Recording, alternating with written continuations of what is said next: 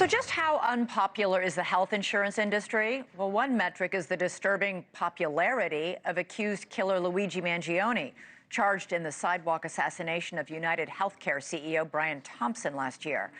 Mangione's lawyers are trying to get their client out of prison by claiming that his arrest at a Pennsylvania McDonald's was illegal. That's according to new court filings, which claim police questioned and searched Mangione without reading him his rights. Mangione's legal team has a ton of evidence working against them. Surveillance videos, a backpack full of fake IDs, and even a handwritten manifesto. But Mangione's defense fund now tops, get this, $700,000. Joining me now is NewsNation legal contributor and Law and Crime Network host Jesse Weber. First, let's just start with this arrest in the McDonald's. Yep. Why are they claiming it was illegal? Okay, so three things. First, they say officers didn't have reasonable suspicion that a crime was committed to ultimately question him, pat him down, and ask for his ID. But you and I both know, Elizabeth.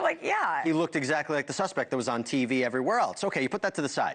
Then they say that when they approached him, they cornered him in the McDonald's, and they would say that he had a reasonable belief that he couldn't leave, that he was detained. And if someone is detained under the law, we can call that a custodial interrogation.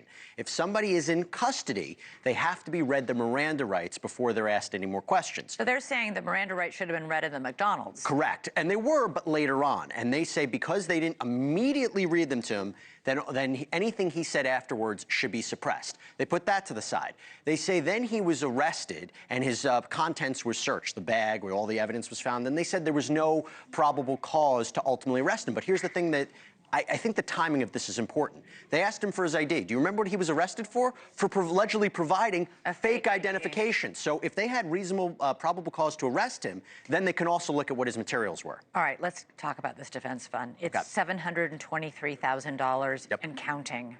Could be $1 million by the end of the week. What is going on? Just so you know, I've done this for a while. I have never seen anything like this before in my life. Now, I've seen support for people where you might say, the evidence is flimsy. I think they're being wrongfully prosecuted. I think somebody's on death row and they shouldn't be. But where you have the evidence where, and yes, he's innocent until proven guilty, but where the evidence looks really strong, like he committed this crime, and people are raising money to not for his innocence, but because they're in support of allegedly what he did, and you have these anonymous donors. No, they're not just giving money, they're writing letters of support. Yeah, so writing letters of support. It's very clear what this is. And how much was raised so quickly is remarkable.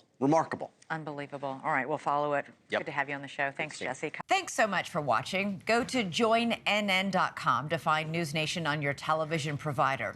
And don't forget to click the red subscribe button below to get more of NewsNation's fact-driven, unbiased coverage.